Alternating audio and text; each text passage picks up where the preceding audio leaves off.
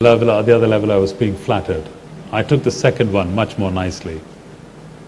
And the same month, my uncle came from America on his way back to India. He was visiting his son, who is doing a startup in New Jersey at that time. This is the strange part. It's actually a Bangalore company starting in New Jersey. It's how global we are now. And then he came. I was sitting in the sitting room in our home, talking, yes, what do you do, etc. I was trying to explain entrepreneurship, education, and so on. It's difficult at that stage. And he took a look at me after about 10 minutes, and he pulled a face, put like this, as if he was sucking a lemon. And he said, yes, even educated people are going into business nowadays. So I suspect we still have those cultural issues in some countries. At least we do. Then you had this gentle breeze blowing across the world, and then you had a tsunami blowing across the world.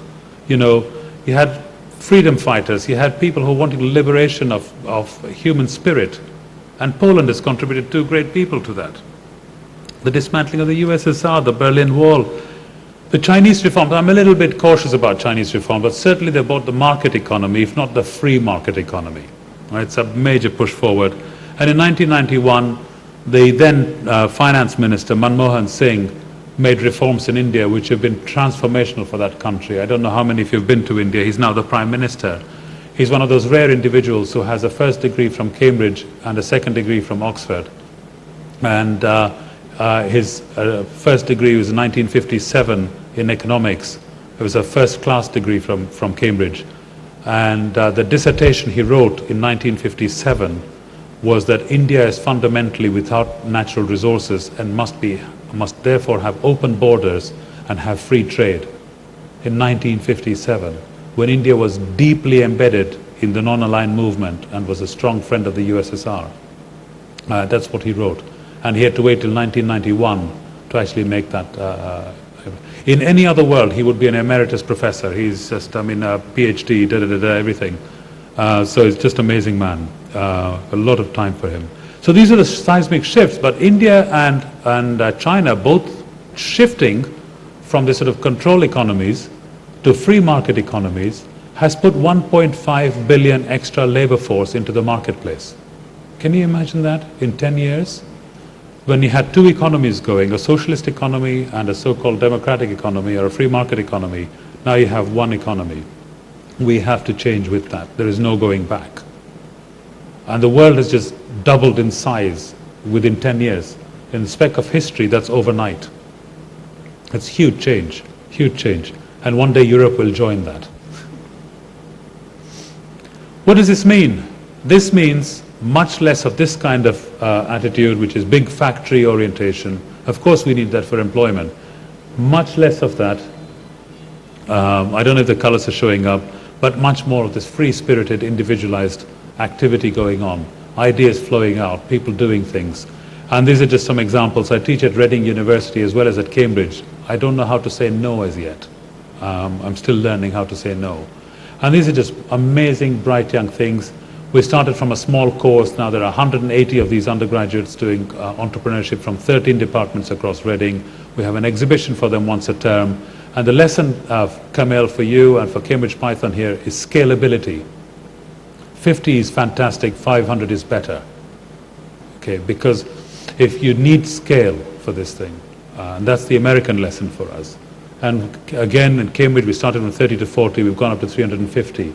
You need scale to make a difference. So we need more entrepreneurial mindsets and more thinking. So what happens to SME policies then? It focuses on self-employment. I've already talked about that. It talks about fair trade conditions, and where possible, it talks about tax regimes, which is really crucial. The UK government, for all its positive spirit in doing this, recently shot itself in the foot by changing a tax policy of so-called taper relief on investments, where people could get away with 10% tax. They suddenly overnight made it 18%. And now, after much lobbying, they've gently done a U-turn to say, oh yeah, we're just trying to clarify this. I love the way politicians always try to clarify things when they're doing a U-turn. It's wonderful. I hope there are some politicians here to listen to me. And then we deal with interest rates. the simplification of business registration. And I have to tell you, UK has made a huge level of progress on this. Huge level. This and to some extent immigration policy in the UK is probably the most liberal in Europe. I can see this around me, and I can see, for example, I was talking to somebody that I went to the European Foundation for Management Development conference where all the deans of the business schools had come in Copenhagen 2-3 weeks ago. There were 300 people in that audience, and they asked me to talk about entrepreneurship and one of the parallel tracks. 15 people came to that. So it tells you entrepreneurship is still not on the business school agenda. But the real disaster story is this, that out of those 300 people, there were only 10 women in senior positions in those business schools. And there were 3 Asians in that group. There were one from Singapore, one from India and me, and one extra, and a Chinese gentleman. And there was not a single African in that group. Now, this complete lack of diversity across Europe means that this thinking is going to be also restricted. And where Britain is racing ahead is the sheer diversity of the people that it has welcomed onto its shores in the last 20-30 years. 1970s, there's no way I would have gone to a football match in the UK. Just wouldn't want it. Ugly language, I might have been beaten up. Now I can go to a football match and feel quite comfortable. I can certainly go to Formula 1 racing in the UK, not in Spain.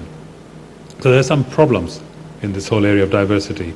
And the less diverse the countries, I think the less creativity there is, the less wide thinking. So I certainly think UK has done extremely well on that front. Grant schemes, they have taken, that was quite interesting, they took away the unemployment benefits and pushed it into grants for creating small business employment. So those sorts of possibilities.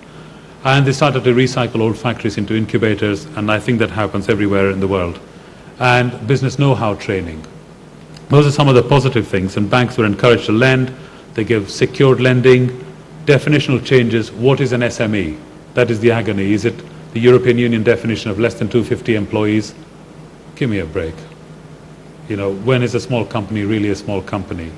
95-98% of companies employ less than 5 people. That's micro-enterprise.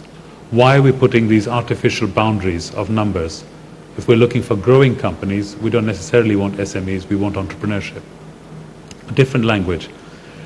I think we still have lessons to learn from America. I think they have 2 or 3 things there by way of policy which are incredibly enabling. One is the SBIR, which is where small, big company purchasing can happen. Set percentages of contracts in the public sector are reserved for enabling startups and early stage companies to bid for, so they don't have to give away equity or borrow money. They can actually do it with customer orders. It's hugely enabling for small companies. And they have Chapter 11. So if a company is in trouble, at least it's got somewhere to go and shelter for a little while to get some safety and sort itself out.